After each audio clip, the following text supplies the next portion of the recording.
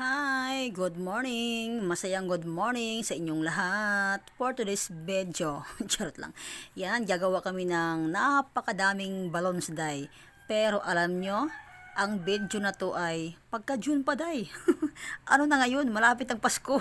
Ilang buwan na yung nakakalipas.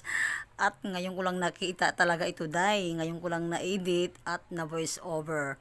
Kasi nga nung gumagawa kami ng ano dyan, mga balloons, ang ingay ng kapaligiran day.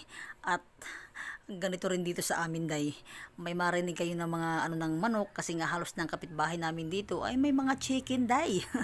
Gusto nila sumama sa aking video kaya pagbigyan na lang yung mga chicken joy, charot lang.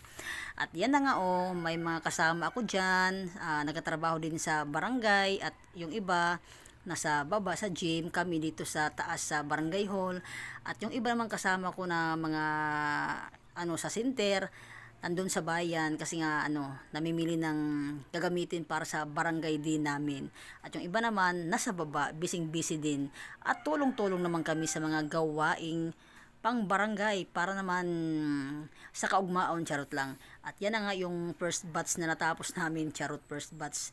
Ang dami talaga namin ginawa ng mga balloons day. Yung iba dyan binaba na, kay yung iba yung nagde-decorate na sa gym, at kami naman dito sa taas sa barangay hall. At yan na nga, naabutan na kami ng tanghali, ay syempre kakain na kami day.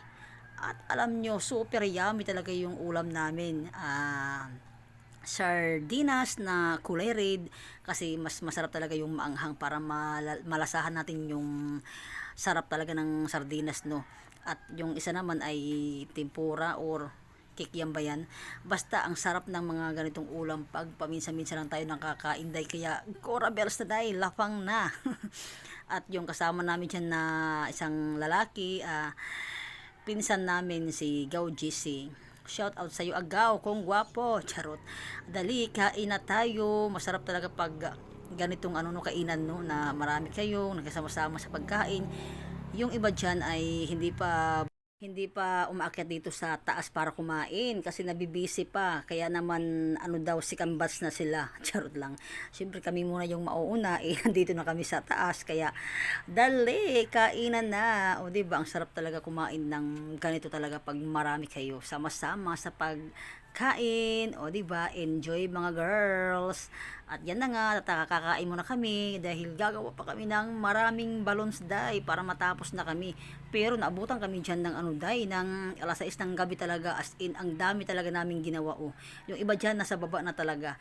At yun lang, maraming salamat sa panonood sa mga simpleng vlog. Bye bye po, God bless us all.